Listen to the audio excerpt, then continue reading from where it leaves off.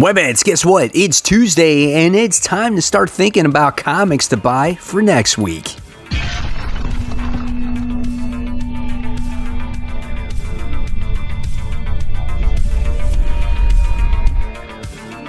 Hey, all my webheads out there, welcome back to Comic Book Corner 2.0, and fans, I'm your host, Mike Spider Slayer, always helping you make decisions on what comic books to buy. And today, guys, I am bringing you my top 10 most anticipated comic books for July 28th, 2021. Guys, it's never too early to start that pull list for next week, and hopefully this list helps you make decisions on what comic books to buy. So, all right, guys, it's been a great summer with a lot of great comic books. Let's get started with next week's most anticipated, kicking it off with The Hot Seat. Now, The Hot Seat is always the series where it could be, on the verge of dropping, or it could be a new series that I'm thinking about picking it up. But this week, it goes to Teen Titans Academy. This is issue 5. Now, we have been teased with this whole Red X character for issues upon issues, whether it's in Suicide Squad or Teen Titans Academy, even Future State, he's been in here, and we still don't know who the flipping character is, and I am growing impatient. And now this particular issue has to deal with the new students of the Academy, like Brat Girl and Chupacabra and Mega Bat, and they come face to face with the Red X. Do I care anymore at this point? I don't know. I don't know if this book is worth my hard-earned cash anymore. Let me know in the comments below, guys. Are you still reading this? This book is 32 pages, and this one's $4. All right, next goes to a book that's been on the rise for me, and I seem to enjoy it every time it's been coming out. This is the Fantastic Four. This is issue 34, and this has to do with the Bride of Doom, the conclusion, right? So we got to see Doom try to marry what's her name, Victory, or Victorious, or whatever she is, and it all went to hell because Johnny Storm slept with her when the night Dr. Doom asked her to marry him, and it was confessed because she didn't want to leave any secrets out there that he didn't know. Well, Dr. Doom flipped the heck out, and now he is of course, no longer wants to do anything with the Fantastic Four. After all, there looked like there was a truce that was about to happen, but it's all gone. The artwork is a lot of fun. The story is great as well, and I think what Dan Slott is nailing is like the family dynamic of this comic book, and I think, I give him credit for doing that. So I've been really enjoying this. This one is 28 pages, and this one's $4. Officially kicking off this countdown now with number 10. This one goes to Superman, Son of Kal-El, issue 1. This is the new Jonathan Kent Superman series. Looking forward to seeing what this book actually has to offer. If it doesn't capture me, though, in the first few issues, I probably will drop it. I'm not the biggest Superman fan. The last Superman run I really enjoyed was when Peter J. Tomasi was on the book. And being that this has to do with Jonathan Kent, I'm very curious to see what our writer here has in store for Jonathan Kent in this next chapter of his life. So this one is 32 pages, and this one's $4. Coming in at number 9, this is another new number 1. This one goes to Symbiote Spider-Man Crossroads. So here we have Peter David and Greg Land has been doing the artwork on these series, and I think this is the 4th series now that these guys have been doing, and they've actually been pretty good. Unfortunately, the last one was not my favorite because it had to tie into King in Black, and it just didn't work the way I thought it was going to there.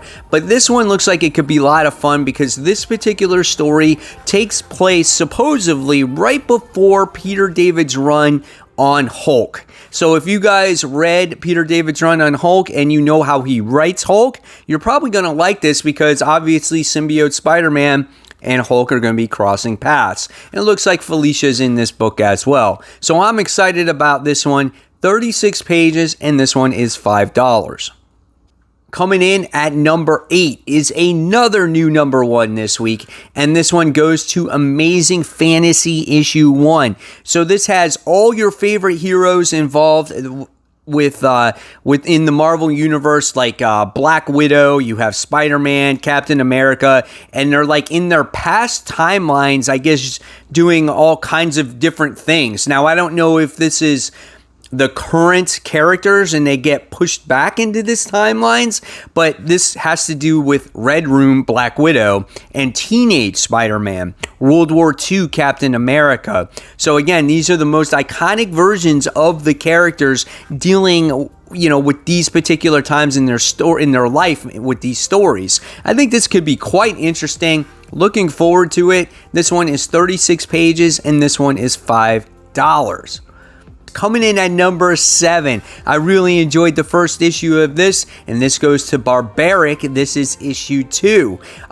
This book was crazy, as this guy, it was like a barbarian, and then he winds up getting cursed by these witches, where he becomes like this kind of like this creature, and he has this talking axe that like lusts for blood, but he has to get permission from the axe in order to kill certain things. So weird. And now at the end of the first issue, it looks like he's teaming up with like a witch, and now they're going to work together to do whatever.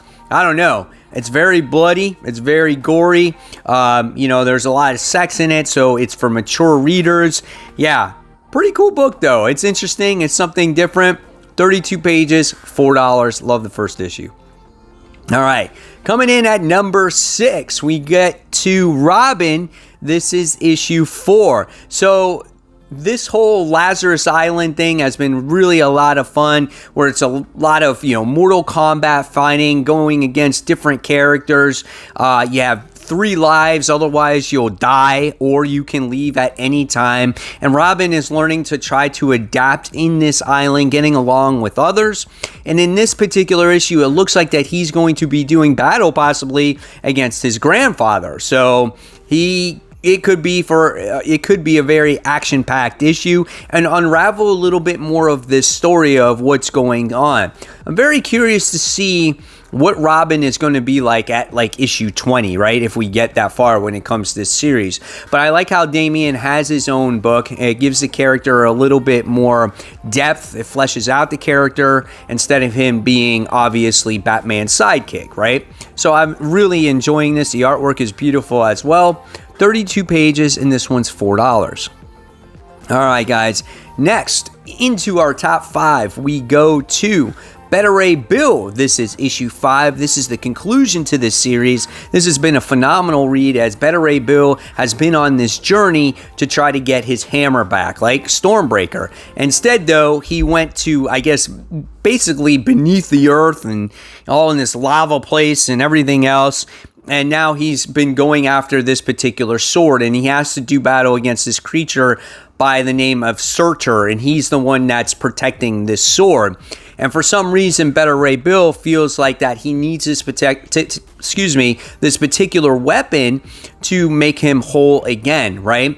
And it's kind of cool because his spaceship has become an actual organic being, and she has been advising him, saying that you don't need this particular weapon to make yourself better, and all these different types of things. Really interesting relationship that those two have. Can't wait to see how this ends up, and where does Beta Ray Bill end up at the end of this comic book series. So really great. 28 pages, and this one is $4. All right, guys, so coming in at number 4, this one goes to Something is Killing the Children. This is issue 18. This has been such a great little story arc with the origin of Erica Slaughter. And now she's in the House of Slaughter, and her and her rival Aaron have to go, and they have to like pass this test, and they go deeper into the Order of St. George. And the truth of everything might actually destroy them. Really, it doesn't, because obviously, Erica and Aaron later on in the future, based off of the first issues of Something is Killing the Children, right? But learning that origin story is really awesome. But whatever happens there could actually kind of mentally break them. So we'll see what happens there. Great read overall. 32 pages. This one's $4. All right, guys, so now we're into the top 3. And the top 3, number 3, goes to Spawn issue 320. We're diving deeper into the Spawn universe. We got that first issue of it. And now this particular issue is leading into the first issue of King Spawn. So if you guys are following everything that has to deal with Spawn, you're going to have to read issue 320. I think Todd McFarlane is definitely on fire right now when it comes to the Spawn universe. He's got a great idea, and I can't wait to see this entire universe unfold. This is the time where you want to be picking this stuff up. So this one is 32 pages, and this one is $3. All right. Coming in at number 2, I am really anxiously awaiting this particular story. This is Black Cat issue 8. This is called The Infinity Score Part 1. So this whole story starts right here, and Felicia, Black Cat, is hired to steal the Infinity Stones. So how is she going to steal these stones from all the individuals who are holding these stones? And once she has possession of them, what is going to happen to her? So that will be quite interesting too. And I think Nick Fury is the one that's hiring her to get these stones, because I think this mysterious character that's going on in Infinite Destinies wants these stones as well. So I don't know what's going to happen, but if she holds the Infinity Gauntlet at one point, man, anything could happen with her. So this I'm really looking forward to, because I love the Black Cat character. I love what Jed MacKay is doing with this this story in general. And again, when you talk about adding layers to characters, you know, this story is it right here. So this one is 28 pages. This one's $4. And if you go by legacy numbering, it's only legacy number 20. All right. So what's number 1? Well, number 1, guys, it's got to go to The Amazing Spider-Man issue 71. This is the Sinister War as it continues. Let me just tell you, that first issue was absolutely amazing. Just all the characters and villains in one book is just, it just screams Spidey goodness, right? If you are a true fan of Spider-Man and you love his Rogues Gallery, this is the event for you. And the way it ended off, where he ended up in like Kindred's place, and then all of a sudden all these villains are being thrown at him, and Spider-Man's kind of like, oh, what's going on? Like, I don't know what to do with myself. This story is obviously going to lead to the demise of Peter Parker, and obviously he gets severely injured or possibly dies for a little while, and that's why Ben Reilly takes over, right? So very interesting. Can't wait for this. This is legacy numbering 872. Remember, it's a Sinister War tie-in, 28 pages, $4. So guys, there you have it. There are my top 10 most anticipated comics of the week. Now I want to know in the comments below what you're most looking forward to. And until next time, guys, if you like this video, please give it a thumbs up, subscribe to the channel. Don't forget to hit that bell. I'll leave you more content right here to check out. And guys, I'll see you on that next video. Take care. Bye.